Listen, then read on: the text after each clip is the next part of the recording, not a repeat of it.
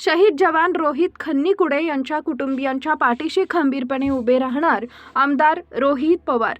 टाकळीवाडी इथं शहीद जवानांच्या कुटुंबियांची घेतली भेट। उपस्थित जनसमुदायांचे डोळे पाणवले।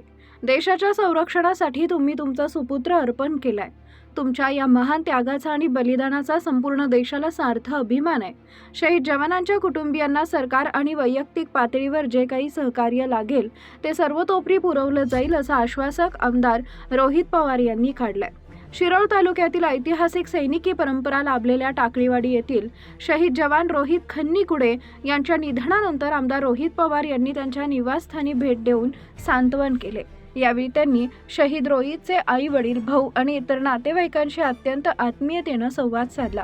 आपल्या लाडक्या लेकाच्या विरहानं शहीद रोहितच्या मातेनं फोडलेला हंबरडा ऐकून उपस्थित सर्वांची मनं हेलावून गेली।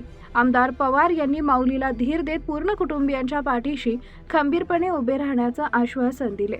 कुटुंबियांच्या भेटीपूर्वी आमदार रोहित पवार यांनी टाकळीवाडी ग्रामपंचायतीसमोरील अमर जवान स्मारक इथं भेट दिली। यावेळी त्यांनी स्मारकावर पुष्पचक्र अर्पण करून शहीद रोहित खन्नीकुडे यांना भावपूर्ण श्रद्धांजली वाहिली।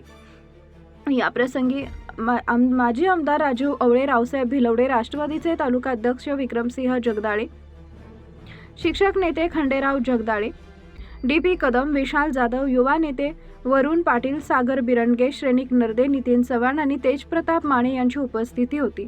तसेच अरुण पाटील, तंटामुक्ती समिती अध्यक्ष माजी सुभेदार केंदबा कांबळे, ऑनररी कॅप्टन रमेश निर्मळे, माजी सुभेदार संजय बदामे, माजी सैनिक महादेव बदामे, ग्रामपंचायत सदस्य तुकाराम चिगरे, भरत निर्मळे, भरमू बदामे, भरत पाटील, पोपट सुतार, वैभव अवटी, गणपती चिगरे, सुरेश कोडोले, विनोद पाटील, इसाफ नदाफ, दिलीप शिरढोणे यांसह माजी सैनिक संघटनेचे पदाधिकारी, राष्ट्रवादी काँग्रेसचे कार्यकर्ते आणि मोठ्या संख्येने ग्रामस्थ उपस्थित होते।